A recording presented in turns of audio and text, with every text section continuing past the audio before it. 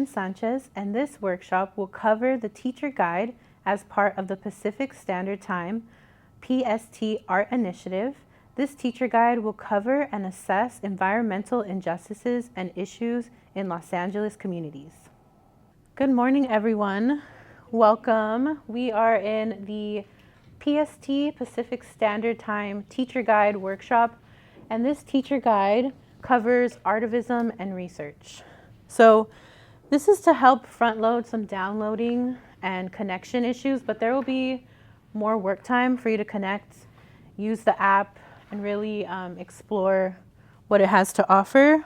But we're gonna jump into getting to know one another at your table. I know we're spread out, so feel free to join other tables. You have a sheet of paper in front of you, and that's where you'll be taking notes to answer our essential question today.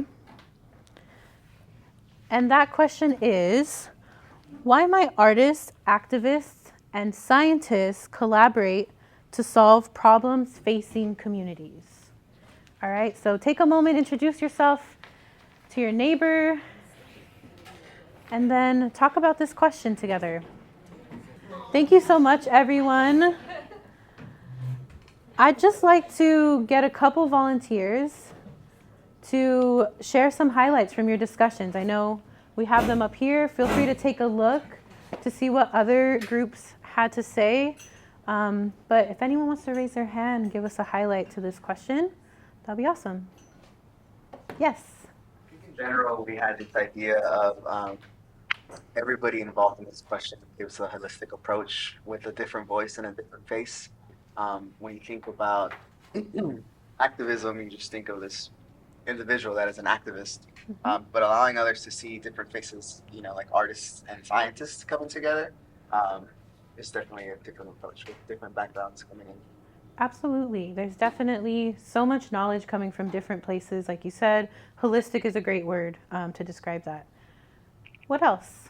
What else came up?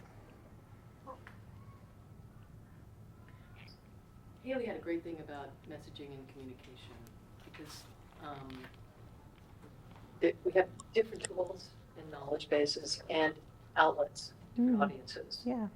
Because we can do all the work internally, but if we can't get it out there, a difference doesn't make. Absolutely. Right? And I like that. Yeah, I love that. Tools. Great point. Anything else? Let's get one more. You talked about, Rebecca brought up a great point about we all work with kids and they often don't know any real causes and things out in the world. So art plus science is a great way to take factual data, but then also humanize it and make it interesting. So that's a great entry into like social issues for young people. Absolutely. Yeah, I love that lens, considering what a student, especially a young student, might think about this question. All right, so let's get into the guide. There are learning outcomes associated with the guide. First one is we want students that do this project to engage in scientific inquiry, to process, interpret, and evaluate evidence of a local environmental impact. Next, we want them to develop an argument for a social action-oriented solution. And then we want students to use graphic design to communicate the issue and argue for its solution. So here's an example of what that could look like. This is a Artivism poster that was made in Adobe Express. It can also be used in Canva as well, any derivative of Adobe Express. And this addresses soil contamination. So that's what you're seeing here, and we'll all have an opportunity to make that today, to make one like this today. All right, so talking about graphic design, the project overview is students will create a 2D Artivism poster using Adobe Express, and that poster should include an image, text, and a compositional strategy. Okay, and here's an example of a teacher who took this teacher guide for a test drive, and this is what they created. So this is a teacher exemplar. So when introducing this teacher guide to your students, you'll want to review some grounding terminology, and that includes composition. So composition is how media artists use balance to create a mood in their artworks. And we'll talk about two types of composition today, but this teacher guide also includes resources, and one of those resources is a presentation on composition, and it dives deeper into composition so that you can have those tools to present in your classroom. First, we'll talk about symmetrical balance. Symmetrical balance is when visual elements are distributed evenly across the middle of an artwork. And here in this example, we see AOC. She's right in the center. She's grounded. It gives that feeling of feeling grounded and stability. And then we see the flowers around her are evenly dispersed. All right, so symmetrical balance, we covered that. Asymmetrical balance is on the other side of the spectrum. It's when we have visual elements that are heavier on one side and more small and dispersed on the opposite end. And this creates a feeling of movement in your artwork and your design, okay? So defining that distinction for your students will allow for them to really deliver the message that they're going for in their Artivism poster. All right, last thing about graphic design, we're using Adobe Express. The reason why is because Adobe is the industry standard at this moment. So if your students are moving into a creative career, we want them to have this foundational understanding of Adobe. But of course, if Canva is working better on your campus, go for it. They'll have that knowledge of composition to really ground them in the designs that they choose. So when you are using Adobe Express today, I want to highlight a couple of things for you. You'll start a new artwork by pressing a purple plus sign or by going to the search area and you'll type in poster. There's a lot of templates for you to choose from, and poster will be the one that we choose today and the one you'll want to use with your students. Next, media, text, and elements. Media is media versus elements. Media will be a photo and an image of an apple, and elements will be an illustration of an apple. So that's the difference between those two. And then text. Text is very important in an Artivism poster, so that's how you'll adjust your text. And then background color is on top. You'll download on the top right corner. And then a tool that we love to point out is the remove background tool, which is the button with the dog on it. This design here with the soil in the hand had a bunch of grass and greenery behind it, but we removed background and now we're able to really hone in on what the issue is, what the element of focus is in the design, okay? Creates more fluidity in the design. Any questions about Adobe Express or using this in a moment? All right, cool.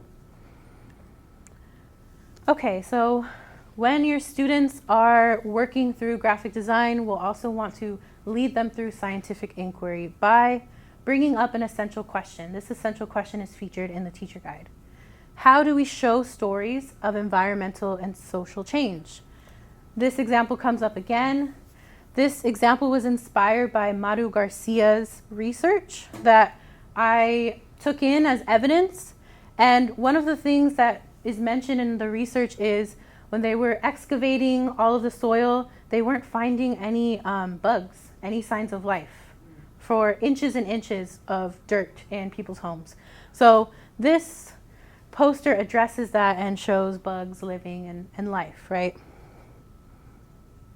Also, when you're bringing this into your classroom, you'll also want to define these very important terms. First is activism, actions aimed at bringing about social, political, or economic environmental change. And then artivism is the combination of activism and art, the use of art to create change through raising awareness, inspiring action, challenging norms. So once the scientific inquiry process has passed, now you're ready to develop an argument. Developing an argument for social action-oriented solution by researching, brainstorming in groups together as a class. All right, so now we're going to practice that. And we have two topics that you can research. So either food deserts in South LA, and this is related to the LA Commons exhibition, and then soil contamination in Southeast LA, and this one is related to self-help graphics exhibition at the Luckman Gallery. So you can use these QR codes to access the evidence that we're presenting to you, or you can use these shortened links to find them as well. We'll go back to those so you can grab them. Quickly, our project steps: choose an issue, examine related evidence, which we'll do in a moment, refine message, and then design your poster. Okay? That's how we can break it down in a simple explanation.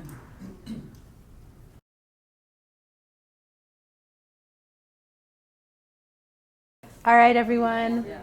Thank you so much for your resourcefulness and nimble attitudes. And now I saw a lot of us using technology to inspire drawings, graphics, etc.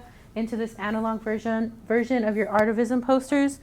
I appreciate the fact that we bounced ideas, right? So we had thumbnail sketches, we bounced ideas, and we wanted to emphasize the proximity and the convenience of the foods that are not healthy. So Carlos having the idea of it radiating a circle, kind of like a map, was really important to us. Yeah, including fresh food at the bottom of our design to really show that that's what we all need. Like, we're all people, we not all need to eat the same. Yeah, very nice.